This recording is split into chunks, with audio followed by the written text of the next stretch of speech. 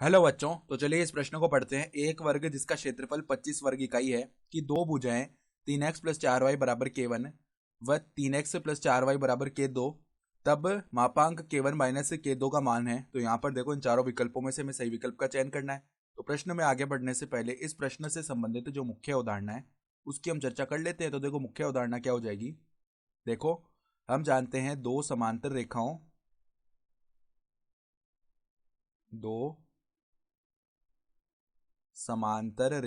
देखो कौन कौन सी समांतर रेखा है हमारे पास। ए एक्स प्लस में बी वाई, ठीक है, और प्लस में क्या आ रहा है C1 बराबर 0, व ए एक्स प्लस में बी वाई प्लस में C2 बराबर में 0। तो जो समांतर रेखाएं होती ना, उनमें एक्स और वाई के पद समान होते हैं, केवल अचर पदों में अंतर आता है।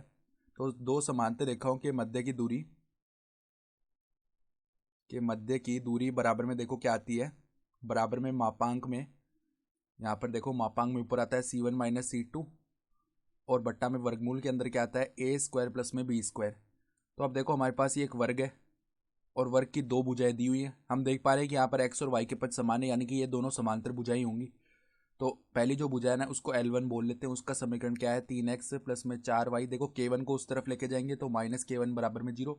और दूसरी भुजा को L2 बोल लेते हैं। उसका समीकरण देखो क्या है, 3x प्लस में 4y और माइनस में k2 बराबर में 0। तो ये दोनों समांतर भुजाएं हैं। मान लो इस प्रकार का वर्ग होगा, ठीक है।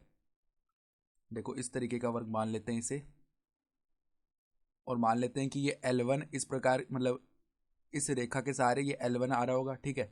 यानी ये जो भुजा भुजा है ना, अगर हम इसको ABCD बोल रहे हैं, तो जो AD भुजा है ना वो L1 के अनुदिश है, और जो BC भुजा है ना वो L2 के अनुदिश है, ठीक है। तो अब हम जानते हैं किसी भी वर्ग का क्षेत्रफल क्या होता है, उसकी एक भुजा का स्क्वायर, ठीक है, क्योंकि चारों भुजाएं बराबर ही होती हैं।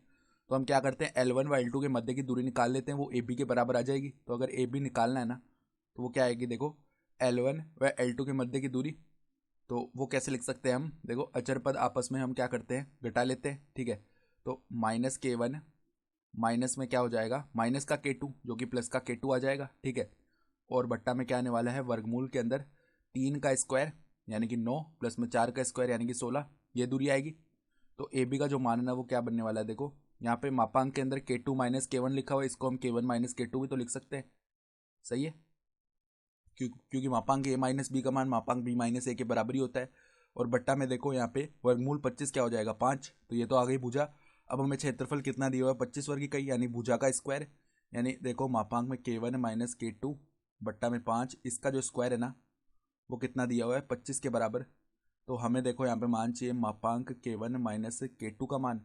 तो वो किसके बराबर आएगा, देखो पहले दोनों तरफ वर्गमूल लेंगे तो यहाँ पे 5 आ जाएगा, और इस तरफ से क्या होगा, स्क्वायर हट गया, तो यहाँ पर क्या आएगा हमारे पास, गुणा में 5 आ जाएगा। तो इसका जो मान ना वो हमारे पास किसके बराबर आएगा, और केवल धनात्मक मान ही लेना है, क्योंकि जो मापांक है वो सदैव धनात्मक होता है, ठीक है। तो यहाँ पर 5 × 5 यानी कि 25 आ जाएगा इसका मान, यानी कि विकल्प जो सी है ना वो हमारा सही विकल्प आ रहा है। तो आशा करता हूँ कि आपको ये प्रश्न समझ में आया होगा। धन्यवाद।